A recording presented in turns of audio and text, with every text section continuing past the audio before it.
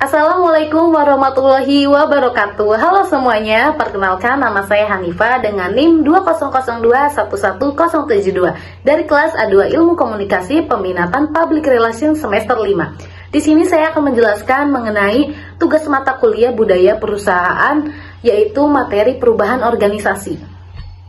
Nah, yang pertama-tama dan dasarnya adalah pada realitas kehidupan kita sekarang ini, perubahan organisasi itu saling berkaitan satu sama lain yang membentuk suatu proses atau sebuah proses. Sebagai proses juga maka setiap perubahan tidak harus selalu sama, karena setiap organisasi atau perusahaan memiliki kemampuan dan permasalahan yang berbeda. Proses perubahan di setiap organisasi perlu dirancang sesuai dengan tujuan-tujuan baik jangka panjang, menengah maupun jangka pendek, dan melalui berbagai tahapan yang ada. Oke, perubahan organisasi juga merupakan sebuah proses yang dilakukan melalui rencana dengan melakukan pengamatan terhadap kecenderungan dan tuntutan-tuntutan eksternal. Oke, di sini juga terdapat 4 aktivitas pembentukan rangkaian perubahan. Yang pertama yaitu adalah adanya kekuatan-kekuatan eksternal dan internal perubahan. Yang kedua, ada manajer-manajer organisasi memonitor kekuatan-kekuatan yang dimaksud dan menyadari kebutuhan akan perubahan. Yang ketiga, ada manajer-manajer memprakarsai perubahan, dan yang keempat ada implementasi. Oke, yang selanjutnya itu ada inisiasi perubahan melibatkan 4 tindakan pokok, yaitu riset, kreativitas, kerja tim, dan komunikasi. Yang pertama ini ada riset.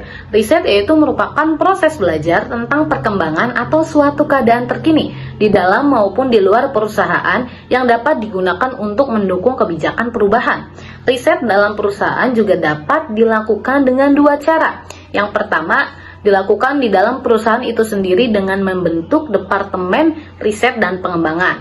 Yang kedua itu dilakukan oleh pihak eksternal. Contoh perusahaan besar di dunia yang sudah memiliki departemen riset dan pengembangan serta menerapkan sistem riset ini dengan baik yaitu McDonald, mampu masuk ke Indonesia dan memiliki perkembangan yang cukup pesat.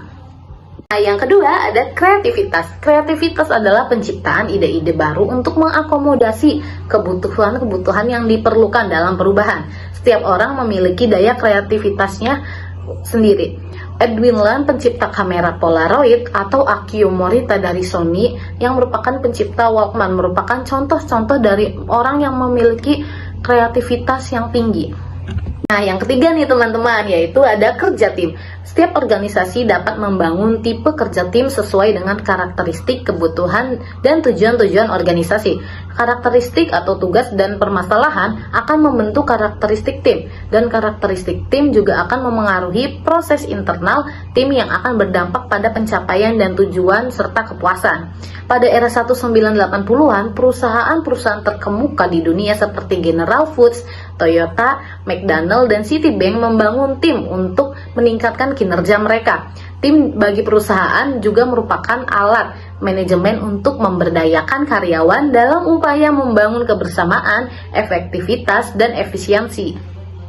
Nah, yang selanjutnya juga ada bidang-bidang dalam perubahan, yaitu di sini terbagi menjadi 6. Yang pertama, mengubah visi dan misi terlebih dahulu. Yang kedua itu mengubah teknologi yang di dalam perusahaan. Yang ketiga, mengubah struktur organisasi perusahaan. Yang keempat, ada mengubah manusia atau sumber dayanya. Yang kelima, mengubah desain tata ruang. Yang keenam itu mengubah sistematika. Nah, teman-teman, pembahasan selanjutnya yaitu mengenai keengganan terhadap perubahan. Nah, di sini juga ada keengganan terhadap perubahan ini bisa muncul karena 4 hal loh teman-teman. Yang pertama ada ketidaksiapan, menyangkut ketidaktahuan tentang hal-hal yang mungkin tidak mampu untuk dikerjakan atau apa yang akan terjadi di masa datang. Yang kedua yaitu keamanan, berkenaan dengan posisi baik seseorang maupun organisasi pada situasi tertentu di lingkungannya. Yang ketiga juga ada keterbatasan kemampuan baik dalam pendidikan, keterampilan maupun usia. Yang keempat yaitu ada beban psikologis dan sosiologis baik individu maupun organisasi. Karena materi sebelumnya itu ada keengganan terhadap perubahan, di sini ada sedikit cara mengelola perubahan, yaitu memerlukan berbagai pendekatan baik individual maupun organisasional. Salah satu pendekatan adalah pengembangan organisasi, yaitu dalam konteks perubahan, Pengembangan organisasi merupakan pendekatan yang bersifat komprehensif dan jangka panjang dengan tujuan untuk menggerakkan seluruh fungsi organisasi, teman-teman. Oke, materi yang terakhir ini ada teknik-teknik yang digunakan dalam berbagai peluang untuk mengelola perubahan. Di sini ada 6 nih teman-teman. Yang pertama ada team building, yang kedua ada intervensi kelompok besar, yang ketiga ada umpan balik atau survei, yang keempat ada konsultasi, yang kelima ada pelatihan kepekaan, yang keenam ada kualitas kehidupan kerja yaitu diperbaiki ya teman-teman. Oke teman-teman, mungkin itu saja materi yang dapat saya sampaikan dan jelaskan mengenai menanggapi perubahan organisasi. Kurang lebihnya mohon maaf, saya ucapkan terima kasih. Wassalamualaikum warahmatullahi wabarakatuh.